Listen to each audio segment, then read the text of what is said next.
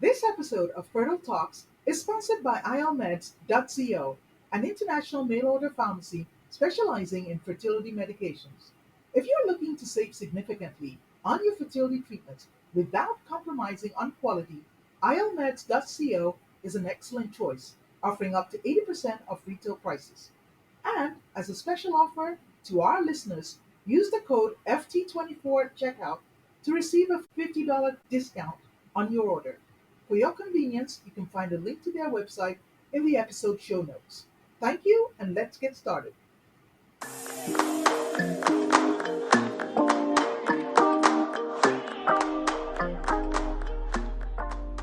Welcome to Fertile Talks, the global podcast celebrating the diversity of fertility journeys. I'm your host, Dr. Yemi Famuyiwa. Whether you're just starting or simply curious, this is your safe space. In each episode, we will bring you expert insights, heartfelt personal stories, and the latest in reproductive health. Our goal is to break down barriers, tackle stigma, and provide support and hope. So whether you're in the Americas, Africa, or Asia, Fertile Talks is your companion on the path to parenthood. Thank you for tuning in and welcome to Fertile Talks.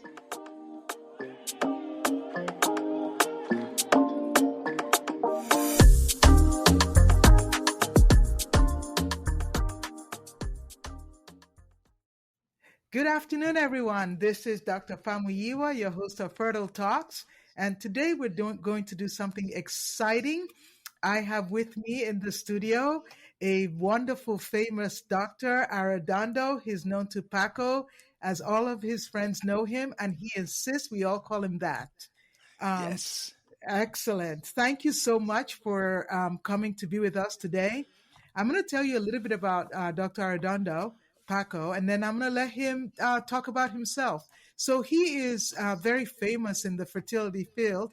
He has founded several clinics in the past and he was the original founder for RMA, Texas, correct, Dr. That is Arredondo? correct. Yes. Yes. And he was in charge of up to 50 physicians, a very good undertaking. And he's been a mentor to a lot of doctors. He's one of the pioneers and frontiers of medicine. But what I like so much about Dr. Arredondo is the fact that he also believes that physicians should be able to lead the business side of medicine. And to that end, he wrote a book called Medicalpreneur. I encourage you guys out of curiosity to read it. It's a good way to get your mini MBA on board. I've read it. I'm excited by it. I even shared it with some of my staff. Now, as if that was not enough, he couldn't get enough of this. He came back and he founded Positive Fertility That in is Texas. correct. Yes. And you now have 2 locations. Going for the third one. Oh, wow. Awesome. So without much ado, I'm going to let Dr. Arredondo tell us a little bit about himself, and then we'll get into the meat of this conversation. Hey, thank you very much for that wonderful introduction, your kind words. I have to ask you what would be the best way to address you. Your name, Olu? Oluyemisi. Olu Yemesi. Olu, how do they call you Olu? I suppose Olu Yemesi. Okay, Olu Yemesi. Yemi is fine. Yemi. Okay. Yes, absolutely. Perfect. Yemi. So, Thank you. Thank you very much for the introduction. My name is Paco. I am a fertility physician. I graduated from medical school in 1990. 1990. Awesome. And the reason I am in this field is because in 1989, when I was a medical student in Monterrey, Mexico, I actually, one of my mentors, Dr. Pedro Galache, he is a very, very good teacher, and he really instilled the reproductive biology in a lot of the students. Excellent. And he was in the team that achieved the first IVF baby in Mexico. So Wow. At that time, I was working on the andrology, on the sperm, and this and that, and I just got hooked. So when I finished medical school in Mexico, in Mexico you have to do like 1 year of for the government for free. So I did some research in Mexico City on a Awesome. WHO place where there was reproductive biology. It was the fertility side, but also the contraceptive side. Yeah. And I had a lot of fun and learn. And then I said, no, I really want to go to the United States because my school had an exchange program with Baylor Program. here in Houston. Awesome. And Yes. so we spent some time here. And I said, I want to go to the States and I really want to do OBGYN. I don't want to do anything else. So I went to New York and I got a 1 year transitional year in Mount Sinai. Then I went to San Antonio, Texas, where I did my uh, OBGYN residency. And then for my fellowship, I went to UPenn. And Awesome. in UPenn, it was a very good team. I was one of those last 2 year fellowship programs. And while I was there, in front of HOP, the Hospital of the University of Right. Pennsylvania, is the University of Pennsylvania, so it was Wharton. And I got very, Yes. very attracted to attending audition classes for marketing and cost analysis and negotiation and things that usually physicians do not like to do. But I always Exactly. liked them. And that opened my mind. So after that, I got an award from the ACOG and paid me for 1 year to do a master's in public health in Harvard. But I actually focus it on healthcare management. Awesome. And so a lot of the management areas of public health. And once I finished, I had the opportunity to go back to Mexico or through the waiver program to stay in the United States, but I had to go to an underserved area. So Mhm. I went and worked 4 years in rural Kentucky. Wow. And it was a small town of 5,000 people. Our community was 60,000. It was a small hospital, but I was lucky enough. It was the Appalachian Rural Healthcare, Right. ARH, Mhm. and they had like 7 hospitals, and I was in charge of the women's health program. So I learned a lot about management and did a lot of OBGYN, general OBGYN. Awesome. After that, I was an assistant professor in Case Western Reserve University in Cleveland. It was a good time, 4 years. When I hit my 40th birthday, I said, I really know I'm an entrepreneur. I like to take risks. So I came to San Antonio, and so we opened RMA of Texas, and we grew it. And we grew it from 3 people to RMA of Texas Austin, and then when Wow. created um, McAllen, we opened Smart IVF, simple, mindful, affordable reproductive technology, Smart. And we sold 51% of it to Inception. I became the chief medical officer, and then we did a second merger with Inception. And in 2020, in January 7 of 2020, I basically left, and I was supposed to be Mhm. writing a book and taking some time off, but then pandemia hit. So Yes. I just stayed in San Antonio and wrote the book. It's called Medicalpreneur with a K, Medicalpreneur, Yes. which is the Yes. official guidebook for physician success in business. And while I was doing Awesome. research, I learned about the lean management and a Toyota production system. And I say, well, how can we remove things that do not add value from the process of IVF? So Right. Positive came into being, and Positive uh, has a very, very clear vision. We Hmm. know that what is our clear vision is having a healthy child is a universal human right. And Right. therefore, it's very clear what we're doing, trying to lower the cost, increase the outcome by creating more value, because the value can be created by increasing the pregnancy rate, the outcome, or decreasing the cost. So those are your two Exactly. levers. And we have Yes. been able to decrease the cost of IVF by 50%, and with exactly the same Awesome. quality, with exactly the same uh, um, results. And we were lucky because in the first year we were profitable. We had a lot of people knocking at the door. We raised money, so we raised $20 million to open 3 more clinics, and we opened Houston. We 1 year after we received the money, and 2, we opened the IVF Academy. The IVF Academy has 3 branches: has a clinical branch, has a Right. laboratory branch, so we train embryologists, andrologists, nurse practitioners, PA, and the business side. So we train people in the leadership and listening skills, empathetic listening skills, how to build teams, etc., and all the business aspects that are touched upon the medicalpreneur book.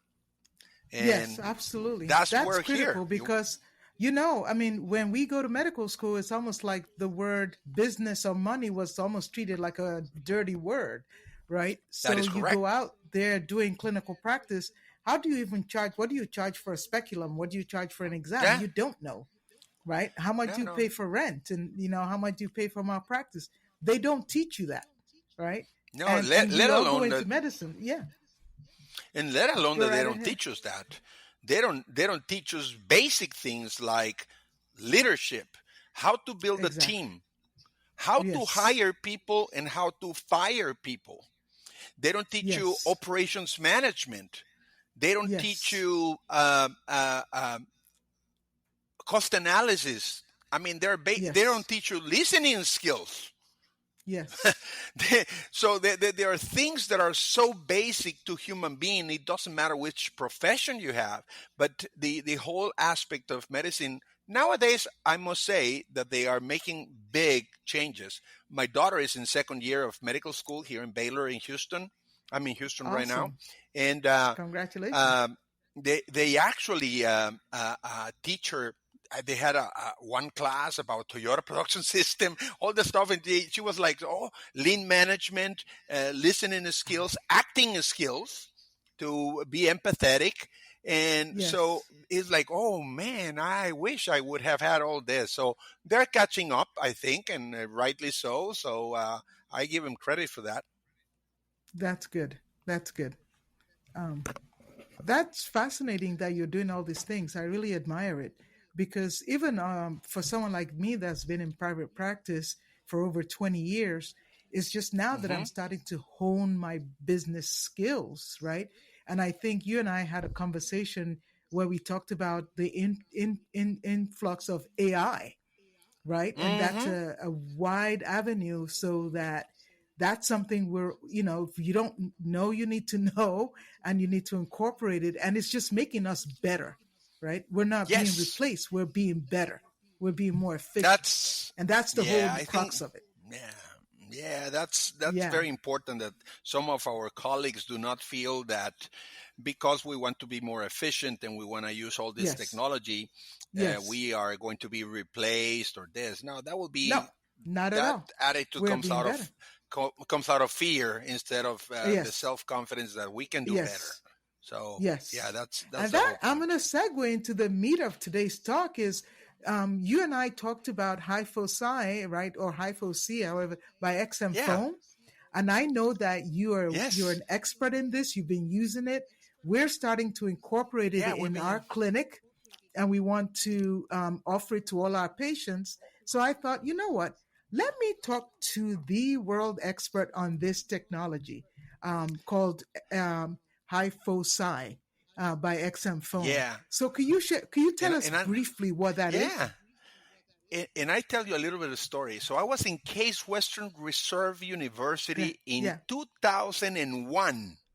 right, And I said, at that time, I said, why are we doing still HSGs? I mean, this is painful. This is uncomfortable. This yes, is radiation. And at that time, there was a lady called Caterina Exacustos. hmm, She is in Rome. And she was doing at that time with EcoVist, the one that they use for the heart, right, EcoVist, yes, yes, and with a 3D software. And I said, so I flew to Rome and I saw her doing six um, HyFoSy at that time it was called, because it was right, with contrast, not with foam. And it right, was with contrast. And it was very good, but the technology of the software was still clunky, green. But yes, so I try, and then I came back to the States, and I tried to hmm, pass through the FDA, the Echo Beast that could be right, instilled for the heart, could be instilled in the uterus. It right, was a headache. I spent more than 3 years, never made it. And then during the pandemic, I heard that this company, XM Foam, passed through the FDA the foam that it was already approved in Europe. And immediately in 22, when we opened positive, I contacted them and I said, I want to try this. And we start trying it, and it's just a big difference. It's just a big difference. Wow. Less radiation, less pain, Yes. immediately Yes. available. You don't need more technology. You don't need a fluoroscopy that costs $100,000. You just need an ultrasound that you Yes. already have. There is a learning curve, no question about it. There is a learning curve, depending on your skill, anywhere between 5 to 15 cases to get the subtle movement of the probe. But it is easy and more important. So this let me explain to some of our lay audience what we're talking about. HSG is hysterosalpingogram when you need to see if the tubes are open. Because if the tubes are open, the egg cannot come out and be picked up in the tube. Sperm cannot go in. This is where the action is. The fertilization occurs in the tube. So we need to know that your tubes are open. And if the tubes are open, the treatment strategy is completely different. I had a patient who was getting IUIs by another doctor for 2 years. And when she came to see me, tested her tubes was blocked. And that was the year she became menopausal. So it's like a double tragedy. So we're talking about, and the HSG is painful. And they inject a dye. So you may be allergic to the iodine dye. And then they do x-rays to see if it fills the uterus and if it comes out. That's the radiation that Dr. Paco is talking about. So now we're saying that there is a technique to get the same information without the pain, without the dye, without the radiation, right? That's what you're saying. No, and it gives us the same information. The same. According to the American Radiology Association, HyFoSy has become the gold standard, the first step. 2, it is the same accuracy with the same positive predictive value and negative predictive value, sometimes even better than HSG. So it's less painful, less radiation, same accuracy. There's a no-brainer. Awesome. The thing is that we physicians, it takes a little bit to change patterns.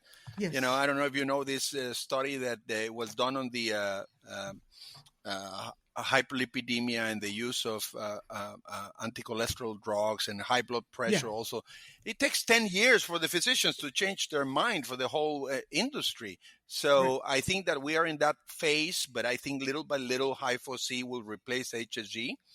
The other thing that it happens, which is, you know, very, very common. Who does the HSG? Sometimes we fertility specialists, but a lot of times is done by radiologists. Radiologists, correct. And with all due respect to my colleagues of radiology, they don't put speculums every day, and the patients are complaining because it's uncomfortable. They're uncomfortable. It's uncomfortable it's uncomfortable if we do it. We pay, you know, we have put thousands of speculums a year, and it's still, we have to be very careful, very gentle, and tell them and use the gel and this and that, and it still is uncomfortable.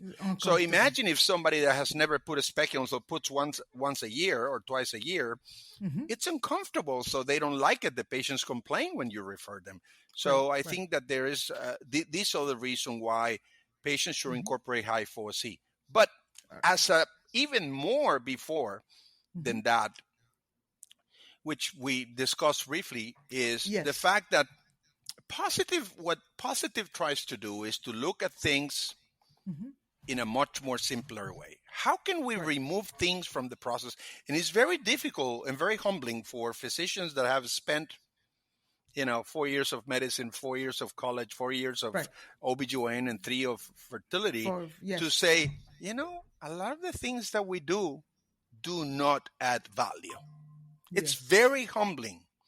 And so we try to go to the roots. You know, what was it?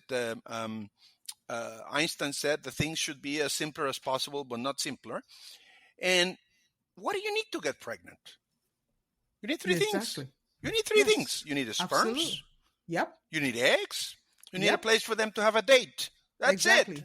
That's it. That's the key ingredient. I always tell it's a cookbook. That's the menu. That's the menu. So that's right. What do you need? So in a traditional fertility clinic, the patients come in, and because the insurance covers the first visit, you go there and you sit down and explain the physiology of all this, and you don't know anything about the patients. You don't have any test. So then you order your semen analysis to check the sperm. You order the AMH to check the egg quality, the egg quantity, and then 3, you do an HSG or a HyFoSy to order that.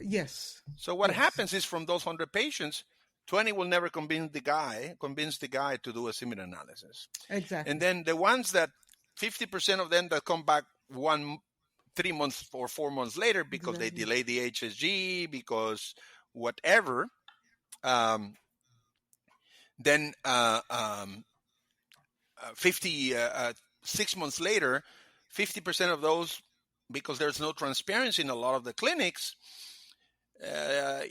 we have 2 tools. I mean, we have 3 tools. We only have 3 things. We either do medication with an IUI, and that's why you want to check the tubes.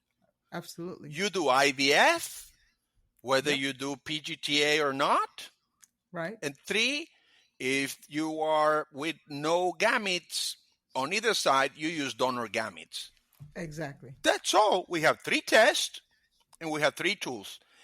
We can make it as complicated as possible, but 80% of the cases with those 3 things and those 3 treatments, you solve them. We get an answer.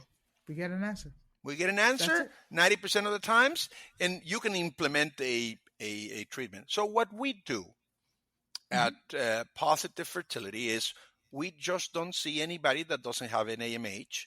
We don't see anybody that doesn't have a semen analysis, because they don't show that they are committed. And with that, we do.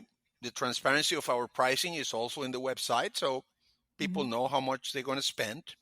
And then... And I hope my audience listening to this gets this, because sometimes I feel like I'm almost begging them, please get your test done. Please get your You cannot AMH. do anything. Please do the semen analysis. Please, when are we going to see your tubes? You know, and you almost have to beg them to finish this, because they don't get the sense that, especially in patients who are over 40, that time is not on their side. You know, they don't get that. And no, they don't. And sometimes, to be fair to some patients, is, you know, we know that in the process of grief, there is the denial and there's the other one. And we understand that. But the thing is that they should know that we cannot do anything if you don't know if you have sperms or not, if they're eggs or not, and the tubes are open. So what we have decided is to do those tests and the HyFoSy before seeing us, or the first day that they see us. So what happens is that the people that arrive to us are committed, because they already did the test and fill out the H&P, their history. So what happens is that 100% of the patients on day 1 at our office, they will have a treatment plan. Awesome. 100%. That is excellent. So they're doing really IUI. You change everything. They do an IUI or an IVF, with or without PGTA. That's it. So because everything else, you know, what a lot of people don't get is that in the past, IVF was very expensive, continues to be very expensive. But in the past, it was very expensive, and the pregnancy rate was 10. You know, I don't know if your audience knows this, but the first IVF, Louis Brown, was the 120th attempt to do IVF. Yes. So they not in the same patient, but of course. Yes. But they tried 120 different patients, 120. So at the beginning in 1989, when I began, you know, being exposed to all this, pregnancy rate was 10%, 15%. It was, and the pregnancy rate per month on a natural basis. So if we have, let's say, let me see, that we have 100 patients that are 30 years of age, and they already had 3 babies. No question, they're fertile. And those 100 people are ovulating tonight, and we're so nice that we can give them a voucher to go to the J.W. Merritt to do homework. Yes. So how many of those will end up 9 months later with the baby? And the answer With is the baby. 20. Yeah, 20. Absolutely. So the Yes. pregnancy rate is 20. And nowadays in fertility, we have a euploid embryo. We have 50, Yes. 60% pregnancy 60%. rate. Exactly. So we are Yes. 3 times nature. Yes. 3 times. We're in a different ball game. So if we Yes. can, so doing an IUI with at best will be 15, 17%, something like At that, best. compared to IVF, makes no sense. But I understand that the cost is an issue. So that's Yes. why we said, what's the best treatment out there? IVF, no doubt. So how can we make it more affordable? So let's remove things that do not add value. The first thing is to make it closer to a diagnosis. We do all this Right. testing, and then we streamline the process. Streamline the process by removing things that do not add value and different protocols that have not proven with any kind of evidence to increase anything. So we simplify the things. And the pregnancy rate is as anybody else, but Excellent. we we do it quick in a much more affordable manner. So Awesome. this is where a HyFoSy comes in. Comes into the place. XM foam, because Yes. we do the AMH, the semen analysis, and the XM foam, and boom, first visit they have a treatment. They're pregnant. So Awesome. HyFoSy is such a good tool, because now we can do it, and I will encourage OBGYNs out there, because it will help them, their patients. Yeah. It will probably help them out to have some I tool feel that we they need don't have. to have an academy and go out and even tell our OBGYNs colleagues, like we just signed a deal with Kaiser, which is exciting because they get to do all that before they send the patient to me. Yes. Right. So by the time they send the patient to me, they're IVF ready. And that it's a win-win situation. Absolutely. You know, it's a joint partnership where they do the workup, so I get to do the heavy lifting, but the preliminary stuff is done. So I see the patient's ready, boom, we're ready to go. And I think it's even more cost effective for a big organization like Kaiser. They want success, they want it fast. And so when we started talking, it was like, how can we make this partnership work? Why don't we shift a lot of this so that you have an enormous OBGYN staff? We could get them doing some of this preliminary workup. I come in on the end where you're not, track heavy. We get babies. Yes. And the good news that I'm going to give you is that the academy already exists. It's called IVFAcademyUSA.com. So we actually have an IVF Academy where we have IVF Academy have 3 branches. So the branch, the dean of the laboratory school where we train embryologists and andrologists is Tony Anderson. Awesome. Then we have the dean of the clinical school is Dr. Paul Magarelli. Dr. Paul Magarelli has been training people for years and years and years, very expert as a teacher and as a physician. So there we train nurse practitioners, physician assistants. And a lot of people are like, whoa, why are you training them? Because currently those people are being trained like bricklayers on the job. They get better, but with time. And here we have a 6-month program where they come like a fellowship, a little bit much more prepared before they go out and help the REIs, because they're not going to replace the REIs. They're going to help the REIs to be more effective. And then we have the nursing program and also the business side, where we teach people leadership skills, everything that I was telling you. Operations management, human resources, listening skills, empathy skills, business skills. So the IVF Academy is already working. You can go to www.ivfacademyusa.com and we have all those courses there.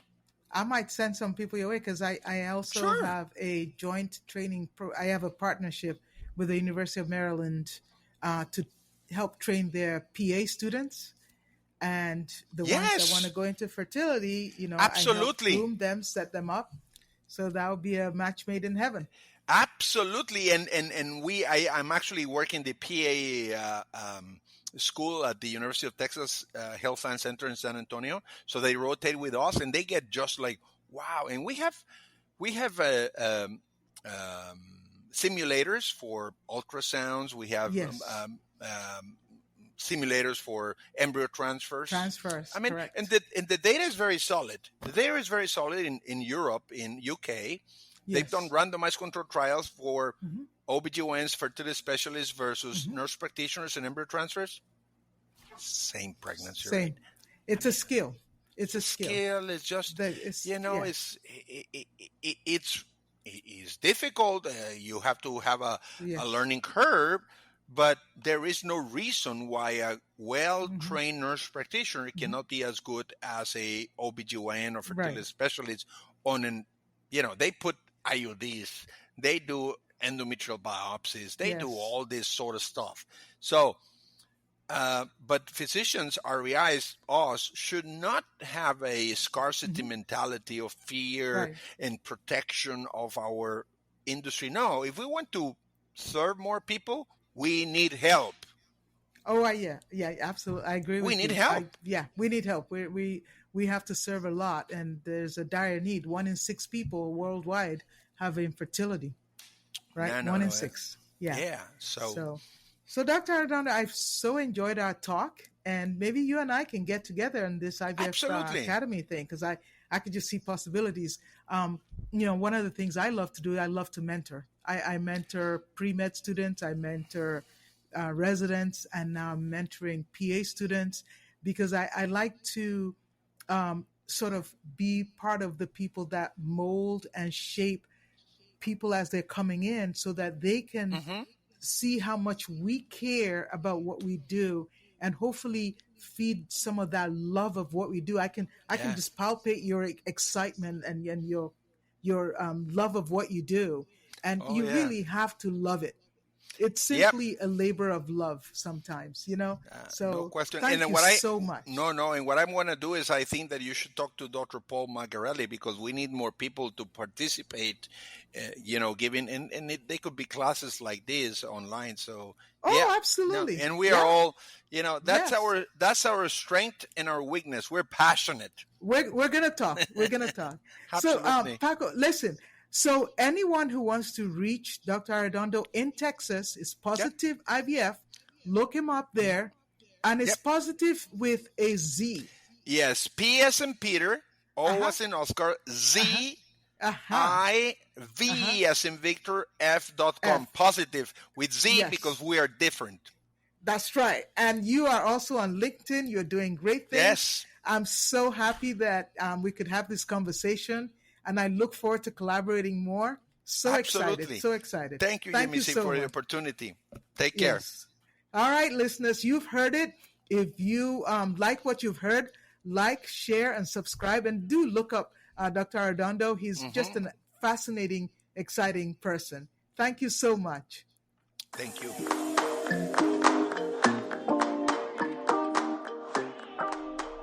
Thank you for tuning in to Fertile Talks. We hope today's episode has provided you with valuable insights and support for your fertility journey. Remember, you are not alone. Now, if you have any questions or topics you'd like us to cover, please simply leave us a comment. And please don't forget to like, share, and subscribe with a friend. Your ratings, your shares, and your reviews are greatly appreciated, and is going to help us serve more of our listening audience. Thank you once again. This is Dr. Famuyiwa.